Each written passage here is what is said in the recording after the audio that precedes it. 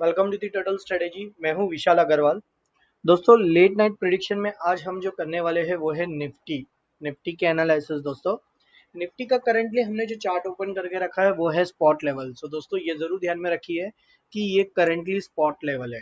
ठीक है, अब हम करंटली डे टाइम फ्रेम में है। तो दोस्तों, एक हम सिनेरियो पे चले जाएंगे कि निफ्टी की मोमेंटम किस तरह से रही पिछले, और किस तरह से स्ट्रॉन्ग मोमेंटम में प्लस पॉइंट पे मोमेंटम हुआ है। फर्स्ट ऑफ ऑल, आप अगर नोटिस करोगे ये लेवल से, ठीक है, तो हमें तो ऑलरेडी पता है और दिख भी रहे हैं कि ये डाउन ट्रेंड हुआ था। तो इसमें कोई एक्सप्लेन करने वाली बात नहीं है कि क्यों हुआ था, कैसे हुआ था। फर्स्ट जंप जब शुरुआत हुई थी तो आप देख रहे हो यहाँ एक फर्स्ट जंप शुरुआत हुई, दोबारा नीचे आई, तो यहाँ पे करंटली मार्केट एक स्टेबलाइज बना था। उसके बाद एक तेजी बनी, फिर कंसोलिडेट रेंज हुआ, फिर एक तेजी मिली, फिर एक फॉल हुआ। तो दोस्तों, अगर हम इस चीजों को कैलकुलेशन करेंगे तो आप देख रहे हो करीबन करीबन ये एक नॉर्मल ट्रेंड लाइन के पैटर्न में बना था। नॉर्मल ट्रेंड लाइन पैटर्न बनने के बाद जब ये करंटली स्टॉक मोमेंटम होने के बाद यहाँ पे काफी दिनों कॉन्सोलिडेट रहा है। ये देखिए, ये पूरा कॉन्सोलिडेट जोन है। ठीक है, अब हमारे पास चीजों में क्या मालूम था, हमें ये पता था कि अब इसका जो सपोर्ट रेंज है वो ये था, ये हमारे सपोर्ट जोन्स थे, ये 2 पॉइंट। ठीक है, तो मार्केट के जो 2 सपोर्ट पॉइंट थे, तो मार्केट 1 2 3 रेजिस्टेंस करने के बाद अगर आप देखोगे इसने एक बुलिश पैटर्न बनाया। पहले एक हैवी फॉल दिया, एक पैटर्न बनाया इन्वर्टेड हैमर के शेप में, जो proper not inverted hammer, but अगर हम ये दो चीज को कैंडल कॉम्बिनेशन करेंगे तो ये आपका बनता है बुलिश पैटर्न। Got it. अब हमें ये पता था करंट सिनेरियो के हिसाब से कि जब तक अभी ये सपोर्ट नहीं चले, स्पॉट लेवल अगर 8800 के नीचे सस्टेन नहीं करेगा तो मार्केट का फॉल एक्सपेक्टेड था नहीं। ठीक है, अब रही बात दूसरा सपोर्ट पॉइंट कहाँ मिला। अब हमें दूसरा सपोर्ट पॉइंट ये स्मॉल टाइम पे देखेंगे तो ये एक छोटा सा पैटर्न के हिसाब से ब्रेकआउट दिया। जब ब्रेकआउट देने के बाद इसकी पॉसिबिलिटी मोमेंटम कहाँ रेंज से आई, इसकी तेजी बनी जब 9200 से। तो दोस्तों, आपने देखा रहेगा मैंने बैंक निफ्टी एनालिसिस की थी और साथ में ये भी कहा था कि 3 दिन में तेजी की संभावना है। तो अगर आप लोगों ने मेरा पुराना वीडियो नहीं देखा था बैंक निफ्टी और बाकी के स्टॉक्स के, तो आप देख सकते हो।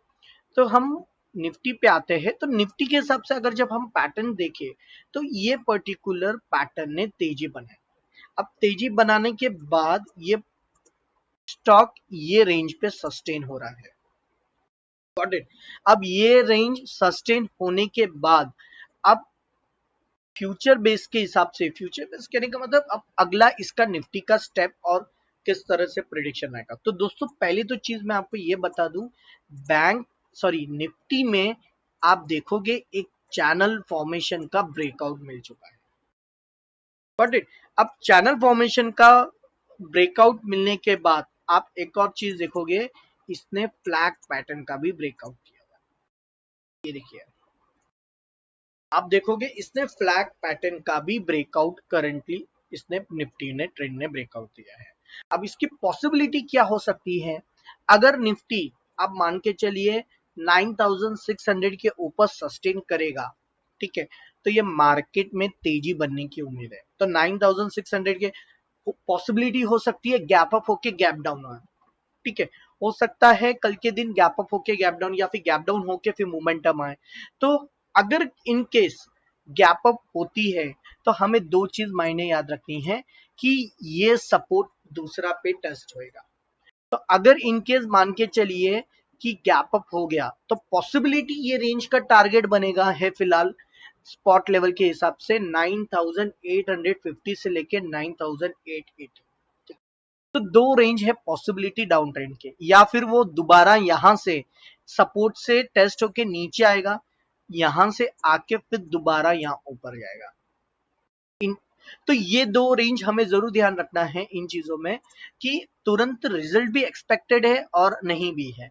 लेकिन अब यहाँ आपका करंटली सपोर्ट रेजिस्टेंस जोन के नीचे कैंडल सस्टेन कर रहा है, तो इसके अंदर एक रिस्की ट्रेंड भी होता है। जब तक इसके ऊपर मोमेंटम नहीं आती है तब तक आपका 9700 9878 के तलक सस्टेन करेगा।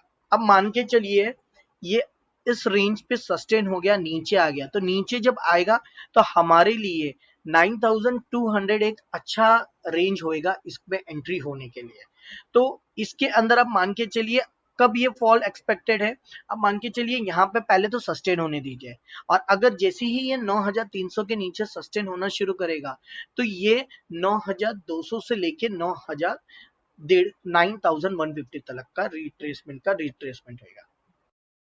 अब इसके अंदर जैसे ही 9880 के ऊपर सस्टेन करेगा तो आप देखोगे इसका फ्लैग पोल का कंप्लीटेशन पार्ट कंप्लीट करने के लिए वो टेस्ट करेगा। तो इसका कंप्लीटेशन का पार्ट आता है ये वाला रेंज, तो इसका जो सपोर्ट है वो ये रेंज आता है। तो करंटली ब्रेकआउट के हिसाब से 1600 के हिसाब से एक अच्छा डील रहेगा, लेकिन ट्रेडेबल डील नहीं रहेगा। रीजन ये है कि ऑलरेडी मार्केट अपर ट्रेंड में हो चुका है एक्सक्यूज मी, ऑलरेडी अपर ट्रेंड में हो चुका है। अब वेट करना चाहिए एक फॉल का, शायद वो यहां से फॉल आ जाए या फिर अपर ट्रेंड में चले जाए। तो इसके अंदर 9300 के नीचे एक पॉसिबिलिटी रेंज है, तो मैं इसके एक लोअर टाइम फ्रेम में भी चले जाता हूँ।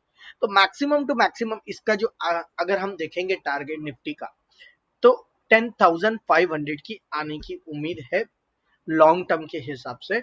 हो सकता है ये रेंज पे सस्टेनेबल हो, लेकिन 9,800 के नीचे जब तक सस्टेन नहीं होएगा तो ये इसके अंदर फिलहाल डाउन ट्रेंड आने की उम्मीद कम है। ठीक है, 9800 आने के लिए तो बहुत लंबा सफर है, तो इन चीजों में ये शायद प्रोबेबिलिटी नीचे 9200 होके फिर शायद दोबारा जंप दे, या फिर इसी को तोड़ के दोबारा यहाँ पे 9900 पकड़ के चलिए कि प्रोबेबिलिटी पहला रेजिस्टेंस उसको टेस्ट करेगा।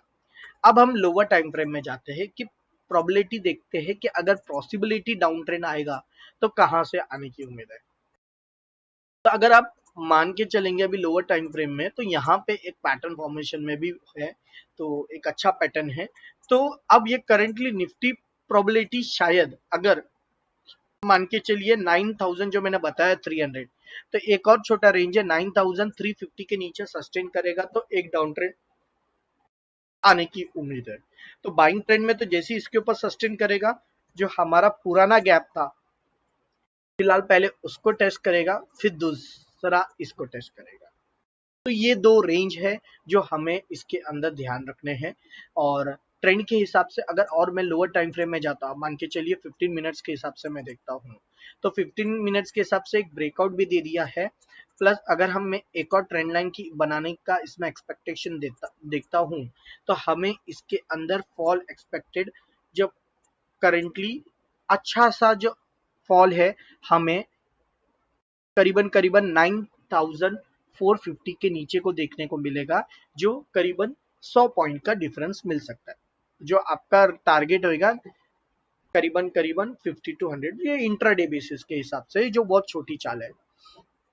तो इन चीजों में आपको ध्यान रखना है कि लॉन्ग टर्म ये शायद स्टॉक चले जाए, प्रोबेबिलिटी शायद शॉर्टर्स के लिए भी खतरा है, बायर्स के लिए भी खतरा है, क्योंकि ये रेंज एक अच्छा ट्रैपिंग जोन हो सकता है दोनों के लिए। तो इन चीजों का हमें ध्यान रखना है, स्ट्रिक्ट स्टॉप लॉस आपको बनाए रखना है। इसके सपोर्ट रेंजेस मैंने आपको बता दिए हैं कि अब इसमें आपको डिसाइड करना है कौन से लेवल पे आपको इसमें सस्टेन करना है और किस हिसाब से सिनेरियो करना है। ठीक है, छोटे छोटे अगर आप प्रॉफिट बुकिंग के हिसाब से देखोगे तो भी एक अच्छा इसके अंदर ट्रेंड प्रॉबिलिटी बन सकते हैं। तो अगर मैं 5 मिनट के हिसाब से भी ये पर्टिकुलर स्टॉक को देखता हूँ, ठीक है, तो 5 मिनट के हिसाब से भी अगर फॉल आया तो आप देखिए, अगर मान के चलिए 9550 के नीचे सस्टेन होता है स्पॉट लेवल, तो इसके हडल्स कहाँ मिलेंगे आपको 9520 से लेके 9500। अब जब इसके नीचे सस्टेन करेगा तब जाके ये प्रोबेबिलिटी 9450, और जब मैंने 15 मिनट के हिसाब से बताया है कि 950 के नीचे जाएगा तो 9400, 9400 के बाद दूसरा है 938, 938 के बाद जब आता है फिर 350 के हिसाब से एक्सपेक्टेशन है, लेकिन कोई एक स्ट्रॉन्ग रीजन के साथ वो फिर गिरेगा। तो वो टाइम पे जब लेवल आएगा तब पैटर्न्स के हिसाब से हम जजमेंटल लिए जाएंगे। Got it. सो दोस्तों ये थी निफ्टी की एनालिसिस। अगर दोस्तों आपको पसंद आया है तो दोस्तों के साथ ये जरूर शेयर कीजिए। Thank you, best of luck, happy trading day.